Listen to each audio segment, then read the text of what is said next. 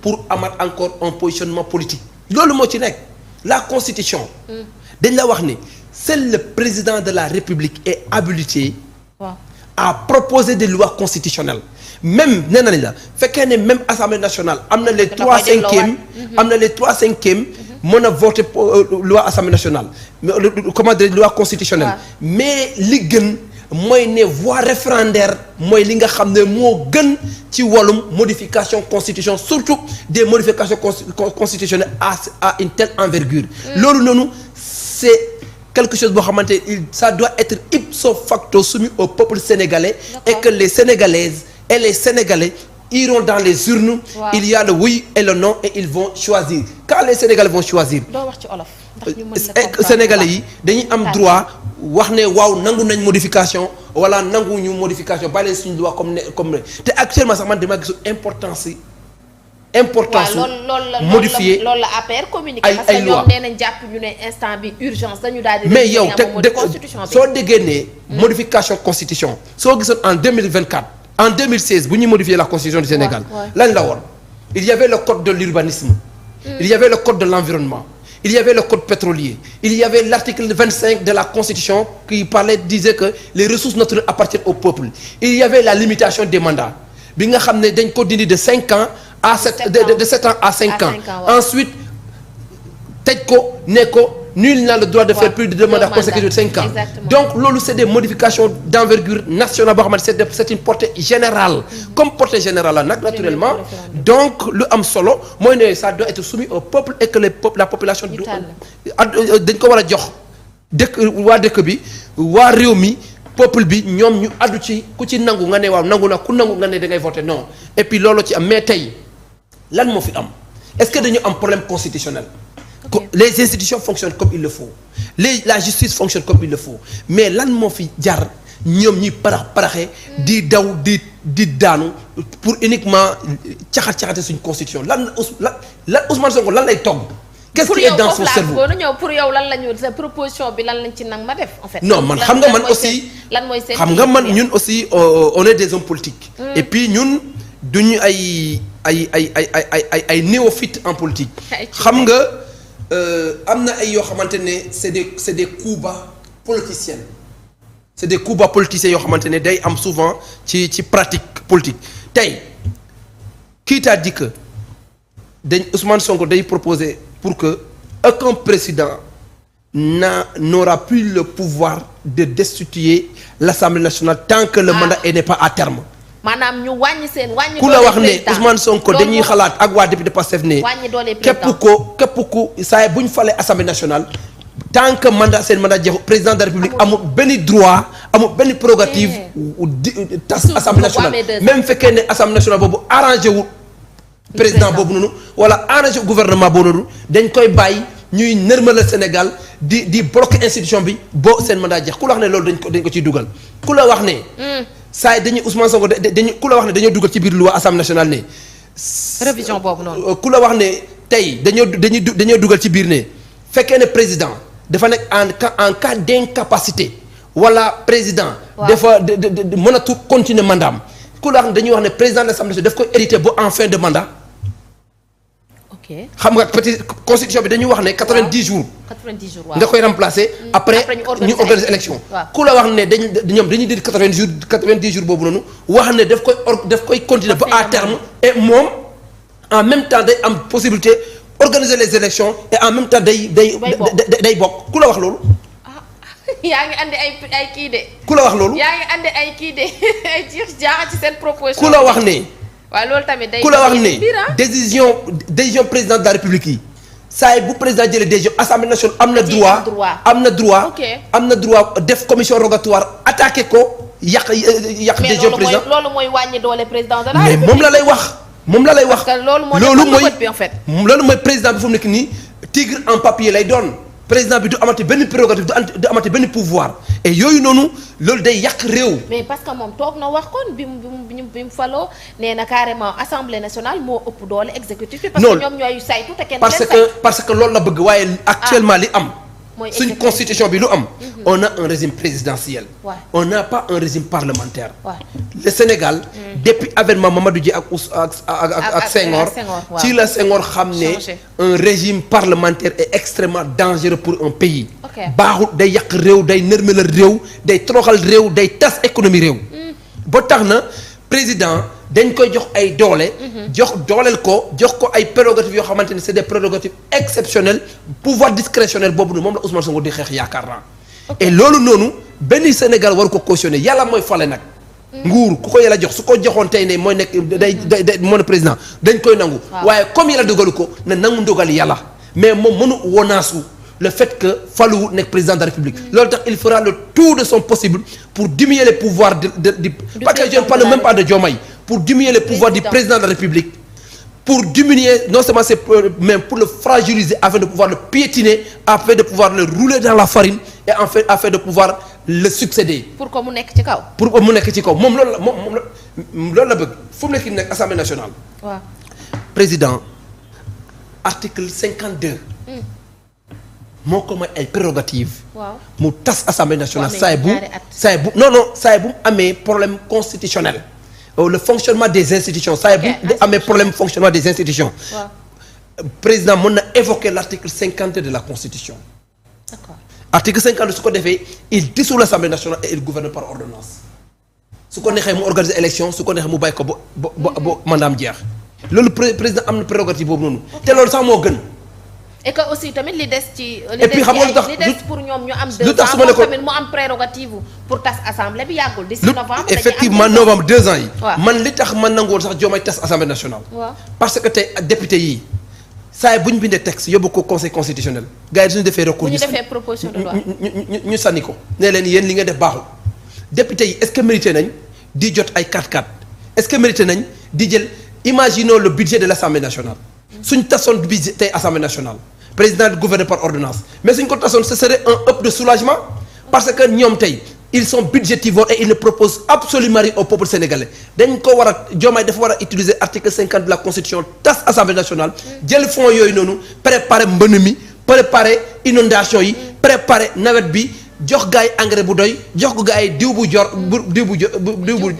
doy en même temps préparer une bonne campagne agricole parce que bii nii c'était catastrophique c'était une hécatombe dans le monde rural. Donc tey Assemblée nationale bi nga xam il nous propose absolument rien d'autre que des inepties rien d'autre que un verbiage creux rien d'autre que des insultes. Bara Ndiaye taxaw Assemblée nationale di saga président de la République di ko fragiliser Guy Marius Sagna toog ko foofu di def lu ko neex ñuy def foofu nu di def di n'importe quoi jàppe suñu Assemblée nationale comme gala de lutte loolu noonu tey dafa nekk loo xamante ne ñëpp a ko war a xeex. D'accord ñëpp a ko war a xeex donc tey je pense que lu gënoon. Diomaye évoqué l'article 50 de la Constitution tas Assemblée nationale bi gouverne par ordonnance jël fonds yooyu noonu. ak caisse noire bi nga fonds yi nga xam moom lay alloué au président de l'Assemblée lépp mu taxañ ko dugal ko ci peuple bi au moins ñu bàyyi taxation bu métti bi mu deñ ensuite ñu jël préparer campagne agricole. gis nga électricité bi ni fu mu nekk nii. waaw temps yi moom. man ay soxna yu bari jigéen yu bari nañ ma ñoom seen ginaar seen yàpp bu ñu xaaroon pour tamxarit bi yàqu na. ndee coupure yu bëri. C'est vrai. Donc yooyu yëpp dafa nekk loo xamante ne c'est des menaces qui viennent et que cette Assemblée nationale qui ne sert absolument à rien. ñu tas ko une bonne fois pour toutes. après mu dem. xaalis boobu mu dugal ko. comme ni nga kii sànq muy yenn kii urgence yi daal. waaw mais bu ñu jeexalee ci wàllum révision constitutionnelle parce que là quelle que soit la situation même ñoom bu ñu defee li nga xamante ni moom moo di seen proposition de loi bi dinañ ko jébbalaat le président de la République maanaam lu jëm ci wàllum constitution président moo yor ci gëlu guy. effectivement bu fekkee def nañ fa loo xamante ni arrangé wul le président wala dafay fragiliser le président ce qui est sûr mooy le président ne va pas promulguer. non li am mooy ne mu député. amul benn pouvoir constitutionnel même suñ voté 10 000 fois dañ koy joxaat président te président nag amul benn durée bu ko tënk amul benn temps bu ko tënk su ko neexee mu ne xooluma liiruma dégluwuma su ko neexee mu liir ne baaxul su ko neexee nag mu ne du ma ko jaral assemblée nationale dama koy jarale référendum loolu ci prérogative président la man nag nee naa leen ci fii lay xamee ndax Ousmane Sonko Diomaye daa ragal Ousmane Sonko wala Diomaye mooy Ousmane Sonko wala dañuy bara yéego fekkee ne nag dañu bara yëgu. loolu. yëpp Sénégal la. pour yow fii lay leere. fii lay leere fekkee nag parce que là bu fekkee moom mënul def ay avant projet def ne la ba laaj constitution conseil constitutionnel ba pare ba ñu defal ko conseil jox ko lépp mu teg de côté ñee def seen ay proposition mu bëgg a jël loolu teg. loolu li ma la wax ne su amee fekkee ne loolu am na ñoom dañuy yeb sénégalais yi te dañuy foyer le peuple sénégalais et que loolu nag benn Sénégal waru ko nangu. mais tey bu waxee ni le président de la République joxe na avis parce que depuis démb ñu ngi gis ni ñu naan le président de l'Assemblée nationale mi ngi jox na ultimatum le président de la République pour que mu wax ci li nga xamante ne moom moo di seen proposition de loi bi ñu ko jébbaloon. loolu yabaate kese la la ci àddu. loolu yabaate kese la manque de respect flagrant la c'est un manque de respect flagrant. président mën na ko jox ay ultimatum loolu yabaate la. loolu ñàkk a xam adduna la loolu ñàkk a xam institution la président de la République kenn waru ko mën a jox ay ultimatum. non soo neexee ma bàyyi bu mu des quelques minutes. ma ne su ma nekkoon jëm xam nga lii c'est des menaces c'est des menaces voilées Ousmane Sonko day dox ci xeli Diomaye daf koy jéem a terroriser daf koy jéem a martyriser. daf koy menacer en fait. man nag. am na ñuy dute ci avis bi comme Babacar Ba nee na nañ ko publier. non lépp loo xamante ne dafa concerner constitution non seulement avis bi mais ñun texte yi lañ gën a soxla sax ne avis. maanaam lan la ko Diomaye tontu. c'est ça li ko Diomaye tontu aussi ñun soxlañ ko xam. ok parce que ñoom ñoo voté une loi à l'Assemblée nationale mooy droit à l'information. bien sûr te ñoom ñoo woote wax aussi jubanti. soo posé nit question ñun war nañ ko xam su la ko répondre aussi war nañ ko xam. loolu mooy dégg donc tey je pense que. Le PASTEF doit apprendre à respecter la République. Je ne parle même pas le peuple sénégalais, mais la République et l'État. ñoom respecté une République respecté une État respecté une institution lu leen neex la ñuy def ci Sénégal dañoo mel ni ñoom ñoo jur Sénégal 2024 la doog a juddu te Sénégal màgg na seen juddu Sénégal existe na booba ñoom existé te Sénégal day kon ne di am ñoom duñ fi nekk. donc tey tax na le culture de la responsabilité le culture du respect et le culture de la personnalité dañ ko war a incarner et que nag suñu institution yi duñ nangu benn doomi aadama di koy caxate wala di koy manque respect. Président de la République je ne parle pas de Diomaye moi je parle de l'incarnation de l'institution. La présidence de la République le président de la République c'est une institution c'est la porte standard du Sénégal c'est une vitrine.